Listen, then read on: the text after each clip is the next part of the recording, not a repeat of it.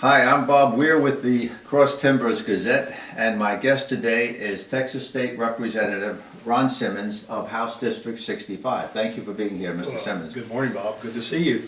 In 2012, Mr. Simmons earned the Republican nomination for state representative in the GOP primary. He went on to win the November election and the subsequent election in 2014 where he was reelected. So you will be running for your third term now. That's correct. 2016. Third term in 2016, started in 2017.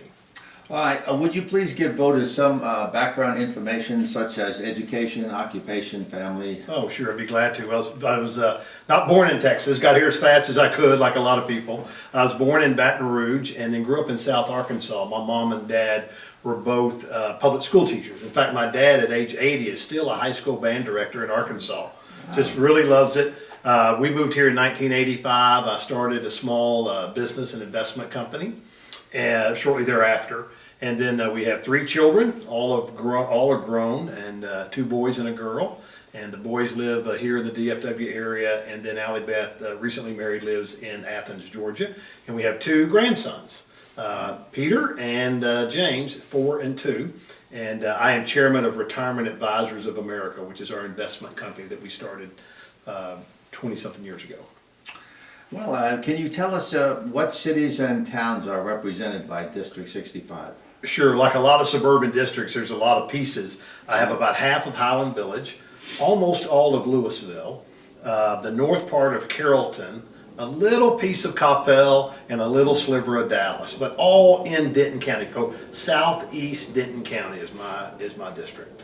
Excellent. All right.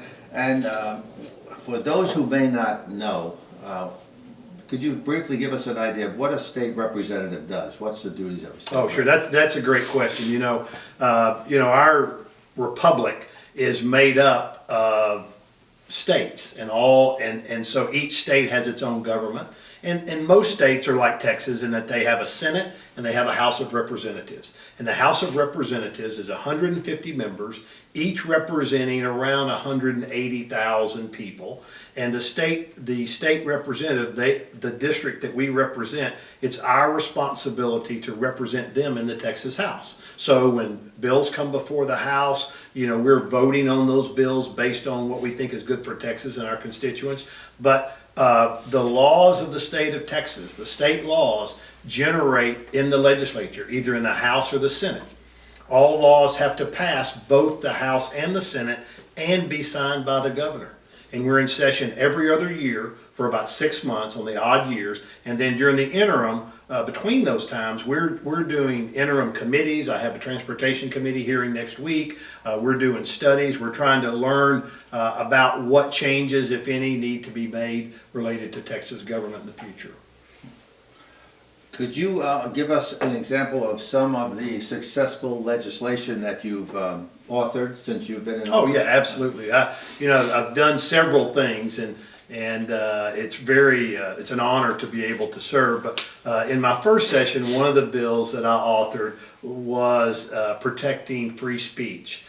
There was some confusion during the election season at polling locations what type of free speech would be allowed. And so we clarified the rule that if you're at a polling location and you're outside the 100-foot barrier, there's a 100-foot barrier, then you can have political signs, you can conduct political speech, and a local municipality cannot restrict that.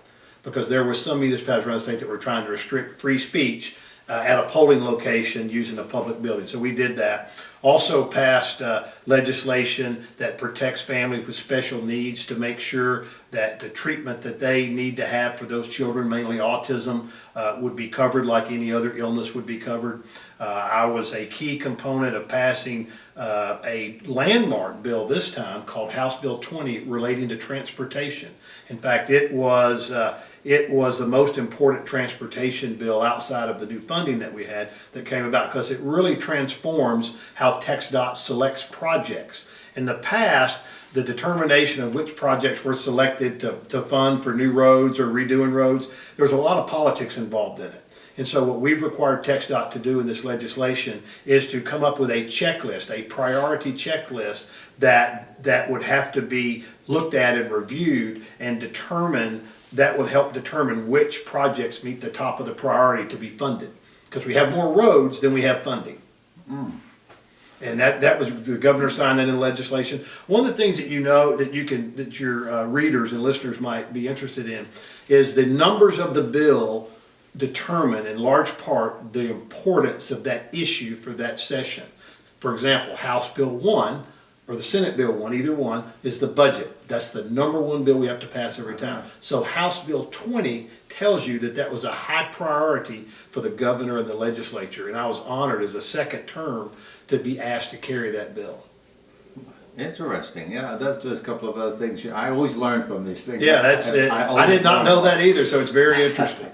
Let me just ask you about the designation as most valuable player. You earned that in 2013 by the freshman, as a freshman, by Capital Inside Publication. Right. You want to say a few things Sure. about that? Well, you know, I came into this particular field of public service after being a small business owner, raising a family for 25 years, and I think that experience plays into it. So when I went down to Austin, the first thing that I did in 2013 was set up an individual meeting with all other 149 representatives. I went and met with them in their office to learn a little bit more about them so that I could learn how to work with them.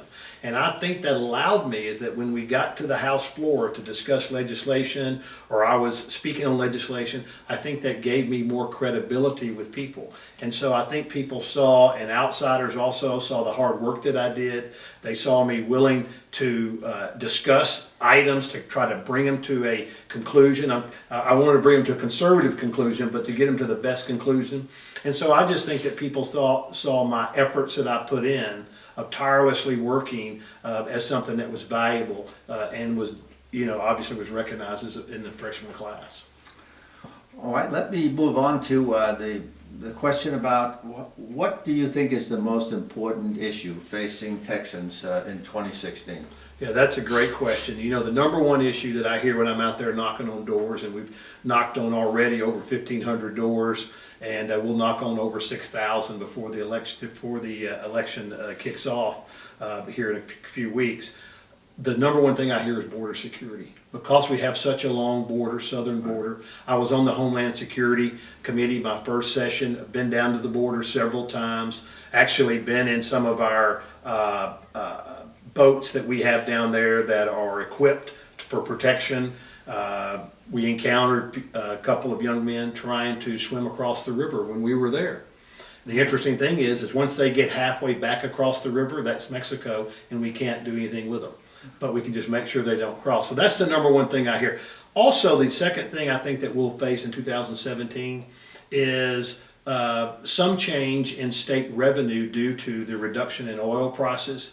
Now, I believe oil prices are going to go back up, but I don't think they'll be back up in the $100 range. Probably in the $40 to $50 range is what I'm hearing from a lot of experts. But that's going to have an impact on the revenue for Texas. I read yesterday where it could be as much as $3 billion. You know, maybe it won't be that much, but we're going to have to, obviously, we have to have a balanced budget. So we're going to have to find some places to cut expenses. And it's always been my contention that we don't have a revenue problem in Texas. We have a spending issue. That's a good way to look at it.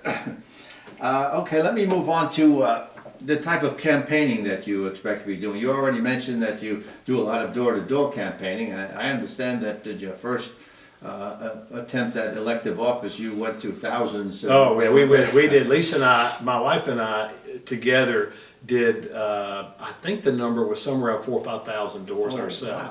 Wow. But you know what? It is a grassroots. It's state representative. It's one of the closest elected officials to the people. And you always learn things. Just like you do in these interviews, you learn things when you knock on people's door. And so it's enjoyable to do that. So we're doing that. We'll do some direct mailing to educate people on you know our what we've done and what we think our benefits are. We will also we'll also do a lot of social media. This day and time, social media. There's a lot of campaigning done on social media. So we have a Facebook page. We have a Twitter account, and we do that as well. Well, I understand you have one opponent in the primary, a Republican opponent, and that will be settled on March 1st in the Republican primary.